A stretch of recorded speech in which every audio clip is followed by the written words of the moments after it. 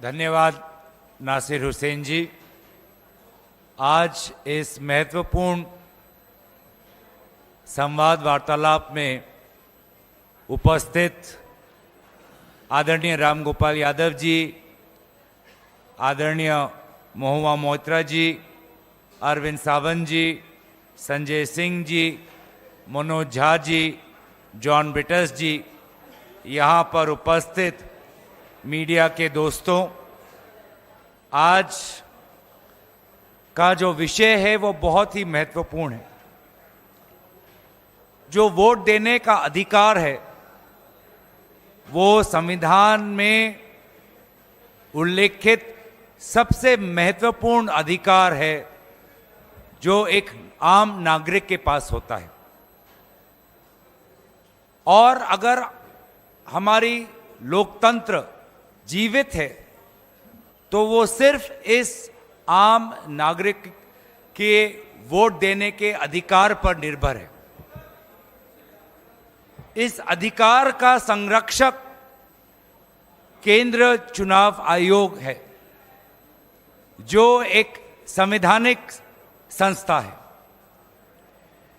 लेकिन हम देख रहे हैं कि जिस प्रकार से कई महत्वपूर्ण सवाल भारत के विभिन्न राजनीतिक दल केंद्रीय निर्वाचन आयोग से पूछ रहे हैं,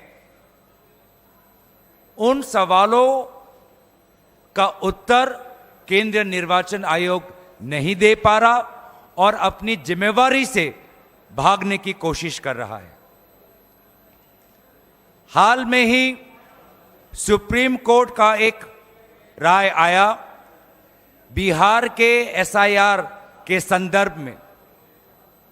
उस राय में केंद्रीय चुनाव आयोग ने जितने भी बात रखे, सारे महत्वपूर्ण बातों को सुप्रीम कोर्ट ने नकारा। इसके बावजूद भी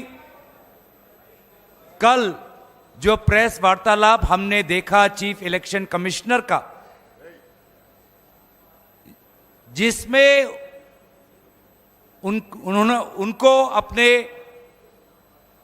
चुनाव आयोग की कमजोरियां बतानी थी और विपक्ष के जायज सवालों का उत्तर देना था, उत्तर देने के बावजूद या उत्तर देने के विपरीत उन्होंने कल अपने प्रेस वार्तालाप में राजनीतिक दलों पर सवाल उठाया और एक प्रकार से राजनीतिक दलों पर आक्रमण किया। जबकि बेहतर यह होता कि वे ये बताते कि ये एसआईआर प्रोसेस इतनी हड़बड़ी में, इतनी जल्दबाजी में क्यों कर रहे हैं, जब बिहार में निर्वाचन सिर्फ 3 महीने बाद है। बिना विभिन्न विपक्षी दलों के साथ चर्चा किए हुए क्यों केंद्र चुनाव आयोग हड़बड़ी में एसआईआर वहां पर इंप्लीमेंट कर रही है, इस प्रश्न को लेकर वो मौन थे। वे मौन थे कि किस प्रकार से महाराष्ट्र में लोकसभा और विधानसभा चुनाव के बीच में लगभग 70 लाख नए वोटर किस प्रकार से वोटर तालिका में आए, वे इस प्रश्न पे मौन थे। वे इस प्रश्न पे मौन थे कि क्यों केंद्र चुनाव आयोग ने यह निर्णय लिया कि पोलिंग बूथ पर जो सीसीटीवी फुटेज कैप्चर होता है वो 45 डेज के बाद उसको डिलीट किया जाएगा। क्यों वे मौन थे इस बात पर, जो बात राहुल गांधी जी ने उठाई कि लगभग 1 लाख फर्जी वोटर उनको महादेवपुरा में मिले। वो ये नहीं बता पाए कि किस प्रकार से machine readable electoral vote privacy का उल्लंघन है।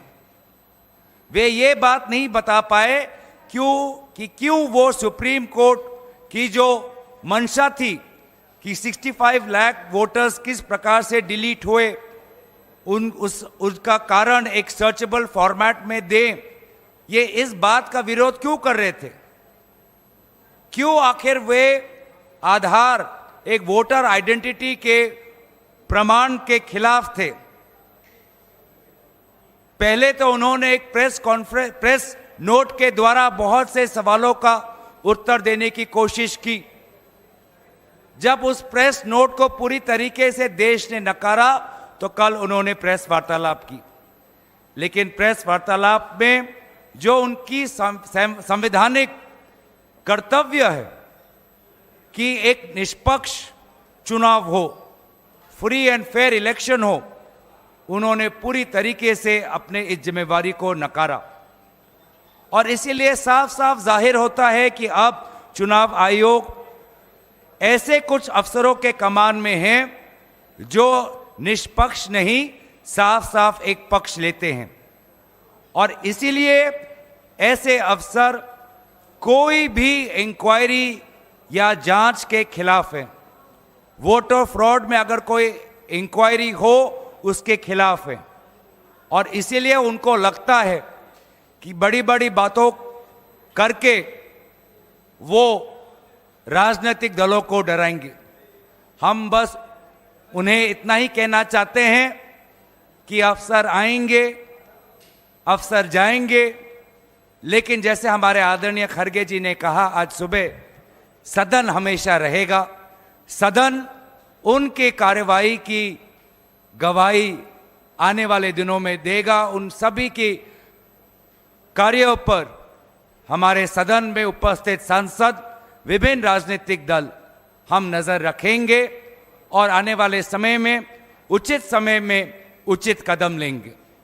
मैं ये बातें कहकर अपने वाणी को विराम देता हूं और दरखास्त करता हूं कि आदरणीय राम गोपाल यादव जी अपनी बात आपके समक्ष रखेंगे। आदरणीय राम गोपाल यादव जी।